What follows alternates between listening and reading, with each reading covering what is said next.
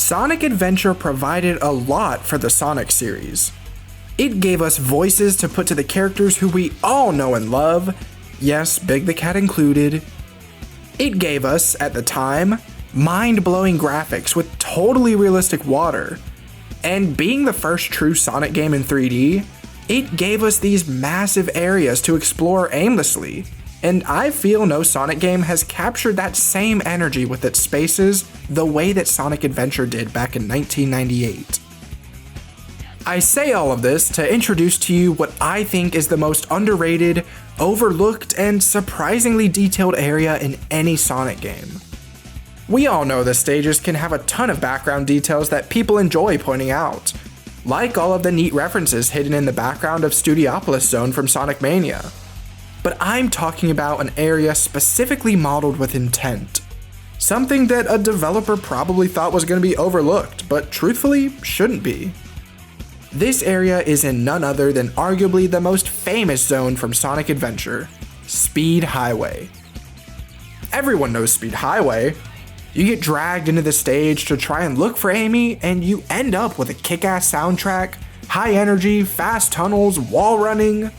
You even get an iconic Sonic moment where he's running down the side of a massive skyscraper, evading police helicopters. Despite all of these amazing, memorable moments, you never hear anybody mention the end of the stage. After falling through the glass at the bottom of the skyscraper, you're led into this beautiful city scene with nice, calm, rewarding music, a track that I truthfully feel is the best in the game. The veil of night that shrouded the stage has turned into a beautiful array of colors thanks to the rising sun. All you have to do is find your way to the end. There are plenty of ways to make it to the end of the stage. You're even encouraged to take a handful that would shuffle you to the end of the stage quicker. But sometimes you need to learn when to take it slow and truly absorb a level, because truthfully, this didn't have to exist. Speed Highway is a perfectly capable level that could have ended when you got to the bottom of the skyscraper. So Sega including this has to be for some reason.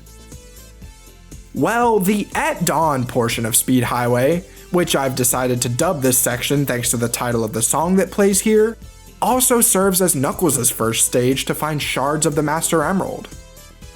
While nearly every area in this level is accessible by both characters, thanks to Knuckles' unique moveset, there are some areas only he can reach. So if I mention one, I'll be sure to include that this is a Knuckles exclusive portion of At Dawn. In this little town square, you're instantly greeted by diverting pathways.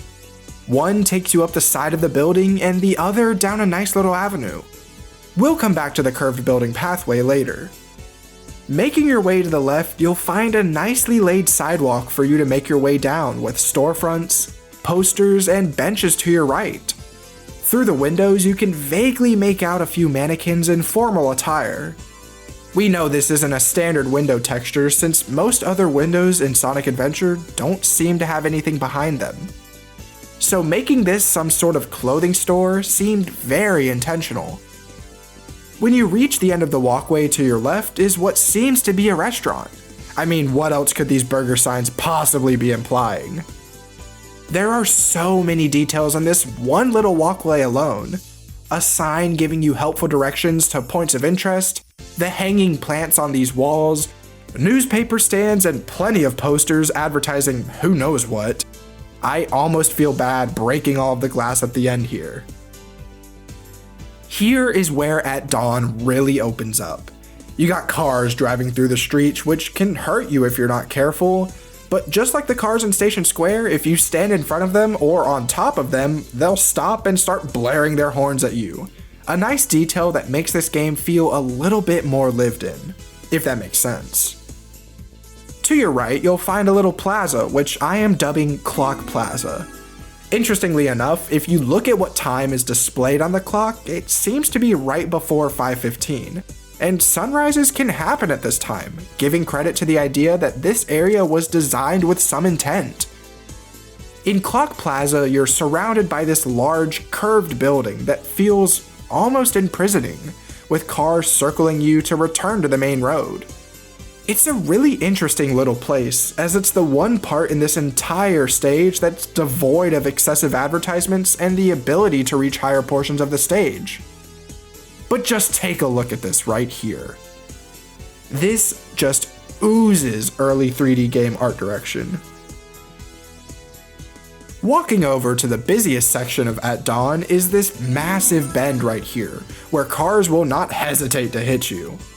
There's not a ton of room to stand and relax. But like the rest of the stage, there's a lot of detail here that didn't need to be included. While the primary focus of this main bend here is to offer alternative pathways thanks to the wall running sections, which can bring you to higher portions of the stage and reward you with some ring capsules, the lower portion exists too, and is filled with advertisements. Oh, hey look, Chow. The majority of this section of the stage is taken up by this big building that's only real purpose is to hide Master Emerald shards. But even on top here, there's some advertisements, repetitive advertisements at that. But this main bend funnels you into the final and most extravagant section of At Dawn, and it's probably the section that most people remember with the fountain. While the Clock Plaza seemed like a little gathering spot, this is the real hangout location. You got benches on each side of the fountain, plenty of storefronts surrounding the main focal point, which is obviously the fountain, advertisements galore with Sonic shoes and these glowing neon signs hanging out in front of some buildings. The fountain even shoots you up towards the top of the clock tower, where you'll find the animal capsule to end the stage. You go in looking for Amy and leave freeing a bunch of captive animals, a nice consolation prize. But with the help of the curved pathway we saw at the beginning, we can truly see how multi-leveled At Dawn is. The more common pathway you'll be taking is to jump across the rooftops with the help of some springs. Up here, there's even more advertisements. But who would even realistically be seeing these? Not any standard pedestrians, that's for sure. There are even some buildings that allow you to walk through them in these tiny corridors. While these were 100% designed with Knuckles' stage in mind, since some of the shards of the Master Emerald can spawn there, going in them as Sonic feels a little rewarding, I must say. There's even a shortcut you can take as Sonic.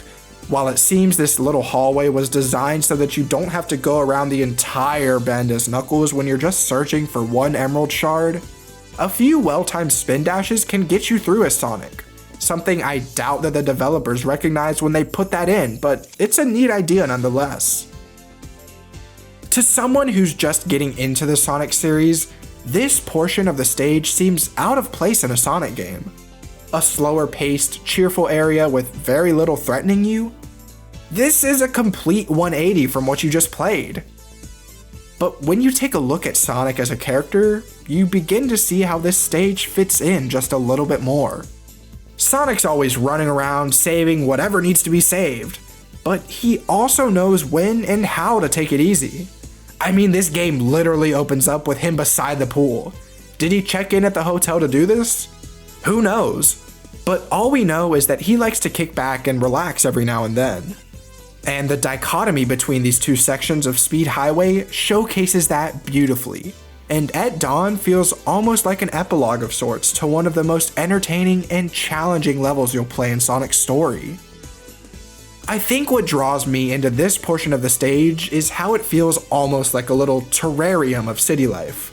The high buildings and curves make it seem a lot more closed in than it really is, since we know it's just right behind this big clock tower building in Station Square. Some consistency that Sonic Adventure DX couldn't even get correct. Come on. I love little throwaway sections like these, where you'll normally just blaze right on through. But once you take the time to notice what's around you, you begin to appreciate it a little more for what it is, rather than what it isn't as a Sonic level. I hope that I was able to open your eyes to one of the most underappreciated sections in Sonic. Being in Sonic Adventure, I wouldn't expect too many people to notice At Dawn, thanks to how many iconic and exciting areas there are in this game. But sometimes you just gotta learn to take it all in. If you enjoyed this video, it would mean a lot to me if you'd like and subscribe. Maybe I'll even do more videos like this just showing off areas in games that I have an odd attachment to. With all that being said, thank you for watching, and I hope you have a wonderful day.